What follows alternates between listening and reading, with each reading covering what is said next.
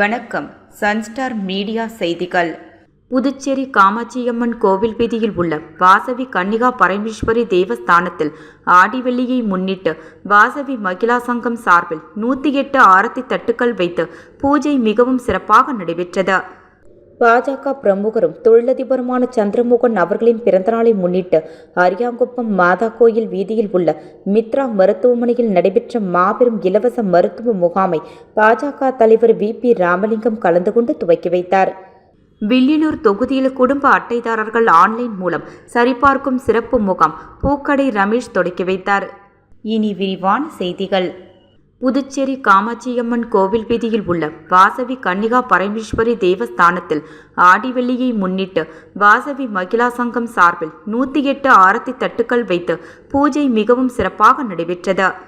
ஆடி மாதம் அம்மனுக்கு உகந்த மாதம். இந்த மாதத்தில் வரும் ஒவ்வொரு வெள்ளிக்கிழமையும் அம்மனுக்கு சிறப்பு பூஜைகள் செய்வது வழக்கம்.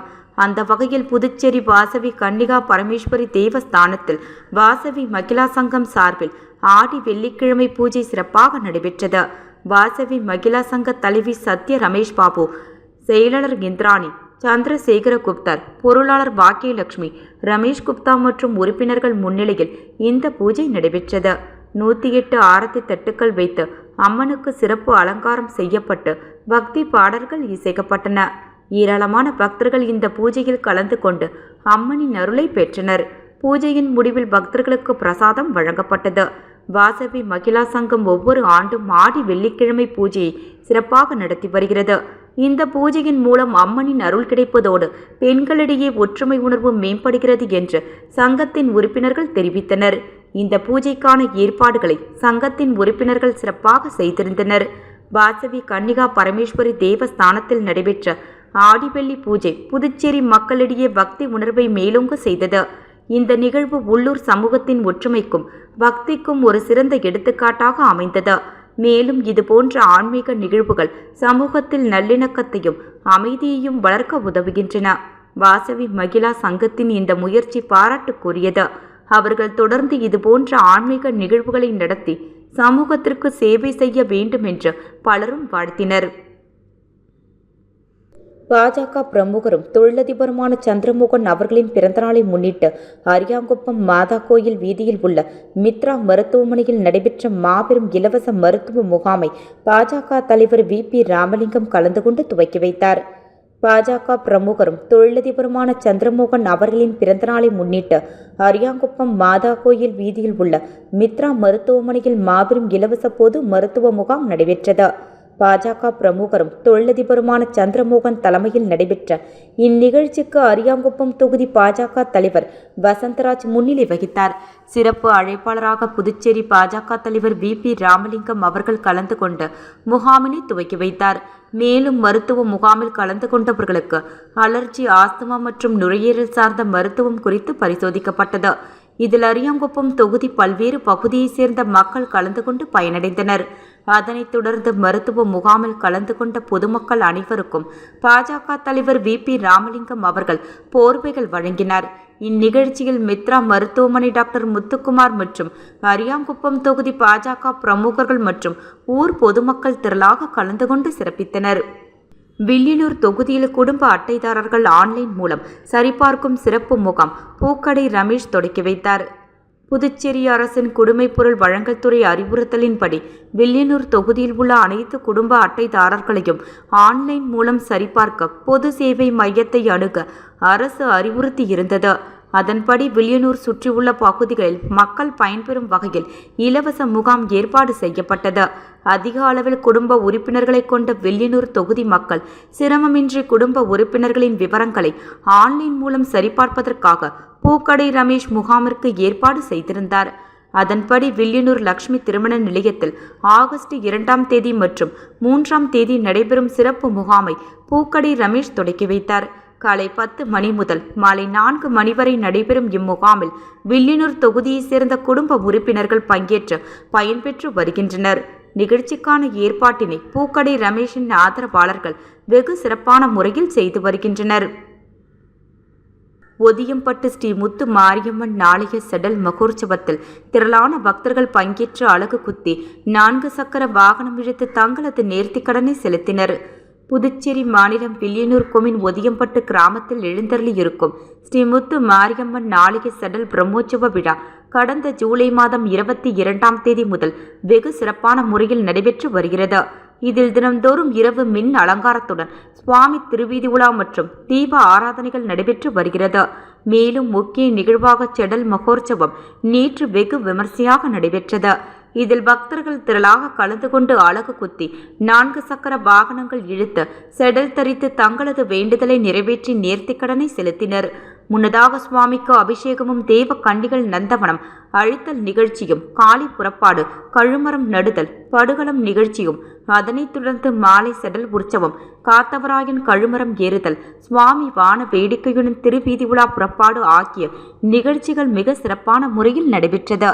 இதில் பக்தர்கள் திரளானோர் கலந்து கொண்டு சுவாமி தரிசனம் செய்தனர். நிகழ்ச்சிக்கான ஏற்பாட்டினை ஆலய சிறப்பு அதிகாரி பர்க்குணன், உற்சவதாரர்கள் மற்றும் ஒதியம்பட்டு கிராமவாசிகள் வெகு சிறப்பான முறையில் செய்திருந்தனர்.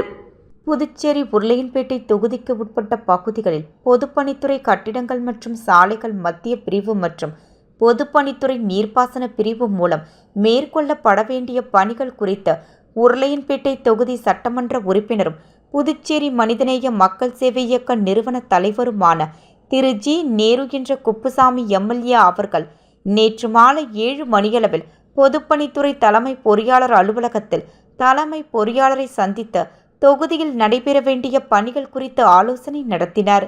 ஆலோசனையின் போது பொதுப்பணித்துறை கட்டிடங்கள் மற்றும் சாலைகள் மத்திய பிரிவு செயற்பொறியாளர் திரு சீனிவாசன் மற்றும் நீர்ப்பாசன பிரிவு செயற்பொறியாளர் திரு ராதாகிருஷ்ணன் மற்றும் அதிகாரிகள் பலர் உடனிருந்தனர். ஊர்காவல் படைத்தேர்வு விவகாரத்தில் அரசு செய்த தவறை மூடி மறைக்க தீர்ப்புக்கு எதிராக உச்சநீதிமன்றம் சென்று வழக்கு தொடுக்க வழிகாட்டியாக உள்ள புதுச்சேரி யூனியன் பிரதேச மாணவர்கள் கூட்டமைப்பு மீது அரசு அவதூறு பரப்புவதா? புதுச்சேரி மாநிலத்தில் நடந்து முடிந்த ஊர்காவல் படைத்தேர்வில் நடந்த தவறுகளை அரசு பணி நிர்வாக தேர்வு குழு செய்திருந்தது. இது தொடர்பாக தேர்வு முடிவுகள் அறிவிக்கப்படுவதற்கு முன்பாகவே எமது அமைப்பின் சார்பில் இத்தேர்வில் நடந்த முறைகேடுகளை திருத்தி வெளியிட எழுத்து வடிவ கடிதம் அளித்தோம். எங்களது கோரிக்கையை செவிமடிக்க ஆட்சியாளர்கள் அதிகாரிகள் மறுத்ததோடு வேண்டுமானால் நீதிமன்றம் செல்லுங்கள் என சொன்னது அரசாங்கம். ஆட்சியாளர்களின் அறிவுறுத்தலின்படி நீதிமன்றத்தில் வழக்கு தொடுத்தோம். இவ்வழக்கு விசாரணை செய்த 8ற்கும் மேற்பட்ட நீதியரசர்கள் அதிகாரப்பூர்வமாக இத்தேர்வில் முறைகேடு நடந்திருப்பதை உறுதிப்படுத்தி உள்ளனர். முதலில் இவ்வழக்கை நிதியரசர் ஆனந்த வெங்கடேசன் விசாரித்த பொழுது 37 காலி பணியிடங்கள் இருப்பதாகவும் அதனை வழக்கு தொடுத்த 37 வழக்காடிகளின் வேலை கொடுத்து விடுகிறோம் என்று நீதிமன்றத்தில் அரசு பொய் கூறியது. அவ்வாறு அரசு தரப்பு நீதிமன்றத்தில் கூறுவதற்கு முன்பாகவே அந்த 37 இடங்கள் சிலருக்கு பணியாணை வழங்கப்பட்டிருப்பதோடு நீதிமன்றத்தில் வழக்காடிகளுக்கு பணி தருவதாக ஒப்புக்கொண்டதை அரசு தரப்பு செய்ய தவறியதற்கு எதிராக நீதிமன்ற அவமதிப்பு வழக்கு தொடுத்தோம்.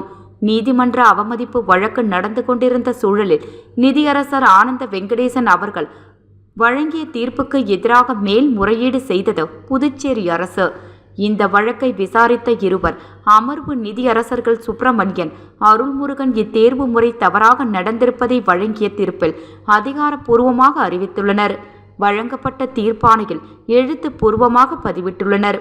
மேலும் அரசு தரப்பு வழக்கறிஞர் மூலமாக அரசு பணி நிர்வாக தேர்வுக்குழு இணை செயலர் அவர்களின் கோரிக்கையின் அடிப்படையில் இத்தீர்ப்பு வழங்கப்பட்டது என்பதனை 2 நிதியரசர்களும் வழங்கிய தீர்ப்பில் வெளிப்படையாக பதிவிட்டு உள்ளனர். ஒட்டுமொத்த தேர்வையும் ரத்து செய்து மறுதேர்வு நடத்த வேண்டும் என்பதுதான் எங்களது கோரிக்கையாக இருந்ததே தவிர காவலர் பயிற்சி பள்ளியில் 7 மாத காலம் பயிற்சி பெற்று பணிக்கு சென்றிருக்கக்கூடிய ஊர்காவல் படை வீரர்களை பணியிலிருந்து நீக்கும் எண்ணம் எமது அமைப்புக்கு எந்த ஒரு சூழ்நிலையிலும் இருந்தது கிடையாது. இத்தகைய சூழலில் உள்ளிருக்கும் ஊர்காவல் படைவீரர்களை வெளியேற்றும் இத்திட்டத்திற்கு அரசு முன்வந்த காரணத்தினால் அதற்கு எதிராகவும் வழக்கு தொடுத்த வழக்காடிகளின் உண்மை நிலையை உணர்ந்தும் இத்தீர்ப்புக்கு எதிராக உச்சநீதிமன்றத்தில் வழக்கு தொடுத்துள்ள எமது அமைப்பு மீது வதந்தி பரப்புவது நியாயமற்ற செயல். தொடர்ந்து அரசு பணி நியமனங்களில் தவறு இழைத்து வரும் அரசு பணி நிர்வாக தேர்வு குழுவின் மீது நடவடிக்கை எடுக்க தைரியமில்லாத அரசு, தேர்வு செய்யப்பட்டு பணியில் இருந்த அரசு ஊர்காவல் படை வீரர்களை நீக்கும் செயலுக்கு சம்மதம் தெரிவித்தது ஒருதலை பட்சமானது. மறுசீராய்வு மனு தாக்கல் செய்ய வேண்டிய ஊர்காவல் படை வீரர்களை தங்களுக்கு பணியரசு வழங்கும் என்ற நம்பிக்கையை அளித்து காலம் தாழ்த்தி ஏமாற்றிய அரசு தங்களை பாதுகாத்து கொள்ள நீதிக்கு போராடுபவர்கள் மீது அவதூறு பரப்புவது சரியா? அரசு தனது தலைகணத்தை அப்பால் எடுத்து வைத்துவிட்டு இப்பிரச்சினைக்கு தீர்வு காண நினைத்தால் 1 மணி நேரத்தில் இப்பிரச்சினைக்கு தீர்வு காண முடியும். ஒரு சில குறிப்பிட்ட அதிகாரிகளின் தலைகணத்தால் தான் இப்பிரச்சினை நீண்டு கொண்டு போகிறது. புதுச்சேரி இளைஞர்கள் பாதிக்கப்படுவதை மக்கள் மத்தியில் அமல்படுத்தும் விதமாக இச்செய்தியை வெளியிடுகின்றோம். மேலும் மறுபட்டியல் வெளியிட்டிருப்பது இத்தேர்வு முறையாக நடத்த தெரியாமல் தவறு இழைத்த முறைகேடு செய்த அரசு பணி நிர்வாக தேர்வு குழுவின் செயலாளர்தான் என்பதை வெளிக்காட்ட முன்வராமல் வெற்றி பெற இயலாதவர்கள் வழக்கு தொடுத்தால்தான் என்ற சொல்லை வழக்காடிகளை இழிவுபடுத்தும் சொல்லை முன்வைத்து நீதிமன்றத்தை மீண்டும் அவமதித்திருப்பது கண்டனத்துக்குரியது. எனவே மாண்புமிகு முதல்வர் அவர்கள் இப்பிரச்சனையில் தலையிட்டு உரிய தீர்வு காண நடவடிக்கை எடுக்க வேண்டும் என கேட்டுக்கொள்வதோடு எமது அமைப்பின் மீது வதந்தி பரப்பும் செயலை செய்வதை நிறுத்திக் கொள்ள வேண்டும் என கேட்டுக்கொள்கின்றோம். இவ்வாறு சுவாமிதாசன் அவர்கள் தெரிவித்துள்ளார். முதல்வர் ரங்கசாமி மற்றும் துணை சபாநாயகர் ராஜவேலு பிறந்தநாளை முன்னிட்டு என்ஆர் காங்கிரஸ் மகளிரணி சார்பில் ஆதரவற்றோர் இல்லத்தில் அன்னதானம் வழங்கப்பட்டது. புதுச்சேரி முதல்வர் ரங்கசாமி மற்றும் துணை சபாநாயகர் ராஜவேலு அவர்களின் பிறந்த நாளை முன்னிட்டு அகில இந்திய என்ஆர் காங்கிரஸ் மகளிரணி சார்பில் உப்பளத்தில் உள்ள ரெயின்போ ஆதரவற்றோர் இல்லத்தில் இரவு உணவு வழங்கப்பட்டது. இதில் துணை சபாநாயகர் ராஜவேலு கலந்து கொண்டு ஆதரவற்ற இல்லத்தில் உள்ள குழந்தைகளுக்கு உணவுகளை வழங்கினார். இந்நிகழ்ச்சியில் மாநில மகளிரணி தலைவி ரேவதி பர்குணன், பொருளாளர் சுந்தரி, பொது செயலாளர் நாகஜோதி, துணைத் தலைவி ஜெமீலா ஆகியோர் கலந்து கொண்டு சிறப்பித்தனர். இந்நிகழ்ச்சிக்கான ஏற்பாடுகளை மகளிரணி முதன்மை செயலாளர் சுஜாதா அவர்கள் செய்திருந்தார். மீண்டும் தலைப்பு செய்திகள். புதுச்சேரி காமாட்சியம்மன் கோவில் வீதியில் உள்ள வாசவி கன்னிகா பரமேஸ்வரி தேவஸ்தானத்தில் ஆடிவெள்ளியை முன்னிட்டு வாசவி மகிழா சங்கம் சார்பில் 108 ஆரத்தி தட்டுக்கள் வைத்து பூஜை மிகவும் சிறப்பாக நடைபெற்றது. பாஜக பிரமுகரும் தொழிலதிபருமான சந்திரமோகன் அவர்களின் பிறந்தநாளை முன்னிட்டு அரியாங்குப்பம் மாதா கோயில் வீதியில் உள்ள மித்ரா மருத்துவமனையில் நடைபெற்ற மாபெரும் இலவச மருத்துவ முகாமை பாஜக தலைவர் VP ராமலிங்கம் கலந்து கொண்டு துவக்கி வைத்தார். வில்லியனூர் தொகுதியில் குடும்ப அட்டைதாரர்கள் ஆன்லைன் மூலம் சரிபார்க்கும் சிறப்பு முகாம் பூக்கடை ரமேஷ் தொடக்கி வைத்தார். செய்திகள் நிறைவடைந்தன. நன்றி, வணக்கம்.